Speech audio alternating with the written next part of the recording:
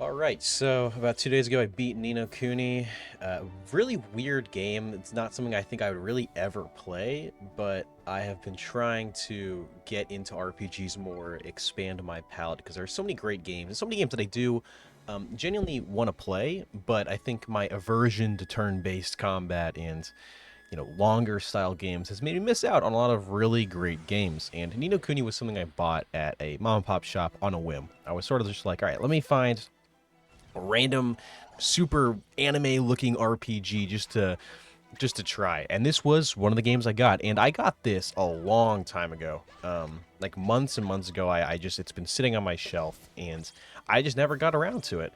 But for some reason, well, it's not for some reason, but I did start it, and I sort of want to talk about how I got here a little bit. So last year, obviously, I played all those games, and I have been building up my tolerance to longer games, to turn-based games, and I guess to just RPGs in general, right? Like I started playing Yakuza, I started playing, or I beat Thousand Year Door, and most recently I beat Clair Obscur and a couple other games, right? And I am building towards I think finally being able to understand turn-based JRPGs because I am stupid. I just don't get it.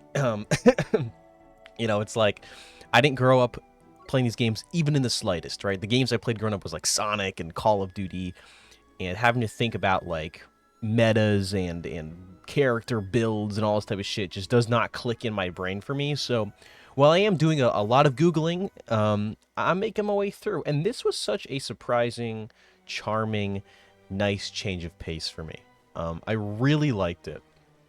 Though it is one of those games that I think is a little hard to recommend, just because it's long, it's very grindy. But if you're a big fan of, Studio Ghibli and JRPG in general, I think this is a game that you kind of owe yourself to check out. I believe it's on sale right now on Steam and on the Switch. I played it on the Switch. The Switch is my preferred way to play RPGs, just because I can do a lot of the boring stuff in bed or while I'm waiting in the car, and not have to sit at my desk for 40 plus hours the whole time. Which is how long it did take me to beat this game. I think it was just about 40 hours. I spent a lot of it grinding, a lot of it, building up my familiars, finding characters I liked. And I guess we could talk about that. This game is sort of Pokemon-esque in a way. It's sort of an amalgamation of things, not really doing any of them amazingly, but it's still a very nice, complete package. So you find sort of like that guy right there, Mr. Drippy, the guy that I'm sort of following. He's not one of your familiars, but you essentially just find little creatures like that. You battle them, and you have a chance to then, I guess, tame them, and you can use them in battle, right? Um, and there's a lot of really cool guys. I actually used the, I think it's Mighty or Might. I sort of forget how you say it. It's the very first guy you unlock, and he's so cute. I'm gonna mute this while they're talking. But he's like so cute, just that I sort of put up with him not being very good, just because I wanted to use him, and I do think it does the whole Pokemon stuff pretty well. Sort of forgot where I was going with this, but yeah, I don't know. I think this was an important step for me in my journey of being a gamer. Like I said, I didn't grow up with Pokemon. I didn't grow up with any RPGs, and I think that the game's charming art style and just being a good time in general was enough to carry me throughout. I think a lot of the more boring, grindy parts, like I would just put on a YouTube video and spend like 2 hours just grinding, leveling up familiars, leveling up my characters and stuff like that, and breezing my way through. I think some of the parts that I would have otherwise bashed my head into a wall. I think a habit I get into when it comes to RPGs, a lot of them have random encounters or you're fighting guys pretty much every 5 seconds. It really makes the pacing feel weird. And there's always a part of me that whenever I'd play these games, I would just completely skip those sections. Like I would try and maneuver my way around enemies, but then obviously I'd be super underleveled because I'm not gaining XP, I'm not leveling up my character, and then I would get to a point in the game where I would essentially be soft locked because I can't beat the game without just bashing my head into a wall a million times over and over again. But for this game, it was I kind of did it with Claire Obscure, which by the way I still have yet to make a video about. I'll get to it. But with this game, I almost did the complete opposite. I fought every enemy I could. I was like, I see an enemy on the map that's in my path. I'm going to fight this thing, and it made the experience a lot better. There were definitely times where I was feeling fatigued, and I was like, Jesus Christ, I'm just mashing the same button over and over again. But it made it, just the game flow, I think, a lot better. And even though my body was telling me, just skip this, just come on, let's get on with the story. We got to beat this game. I did try and pace myself, and I had a really good time. Speaking of the combat, it's pretty simple. It's pretty basic, even for a stupid guy like me. A lot of battles are essentially just if you are higher level, you will beat them, right? That's kind of what it is. You mash the attack button, use a couple special skills or abilities if an enemy is weak to it. Usually that's only really necessary during boss battles. Um, but I think this game being easy and the Ghibli art style almost made it feel like a kid's game. And I didn't mind that. Like, it sort of just felt like I can sit down and I know I'm gonna have a good time. It's cozy. I can relax. And this is a game that I think I'll definitely see myself remembering fondly and coming back to in the future. This is sort of like a cult classic type game. The Ni no Kuni fandom is essentially non-existent. Also, you can see here the animated cutscenes.